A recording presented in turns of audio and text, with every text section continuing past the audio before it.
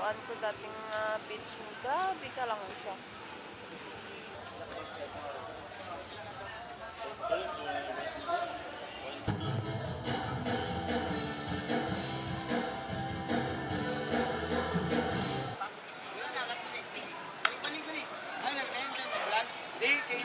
Naila ang Gensan as tuna capital sa tibuok Pilipinas, and then halos tanan nga mga locals, halos tanan kaning fishing industry o kaning tuna ginapakasigarbo nato tungod diri kita na ilhan.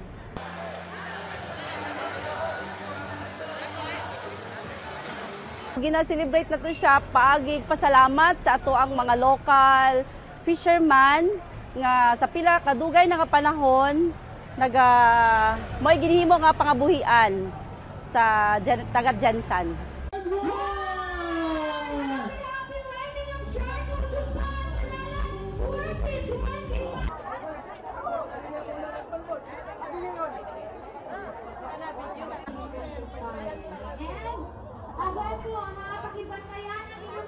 Dami mo bisita ngayon, Tay?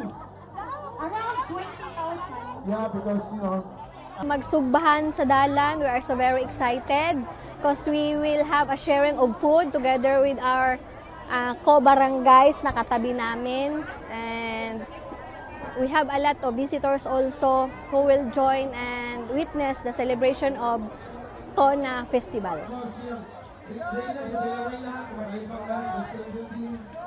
Apit Tona Festival sa Gensan, ug salamat sa atong mayors nga kuan kay siya kanang focus yun.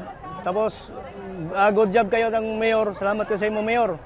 Kay tungod nga, gihatag na mo ning kuan sa Gensan, inani, gipalipay ng tanang tao Gensan.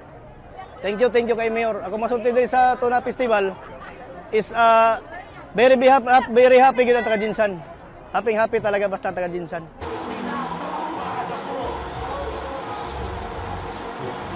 we'd like to welcome yung mga nandito na from Luzon, Visayas, and Mindanao.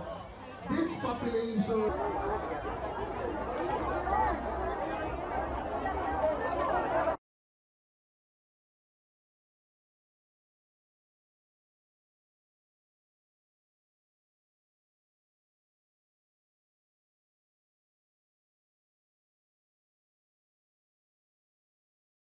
Jelajahi cara baru mendapatkan informasi. Download Metro TV Extend sekarang.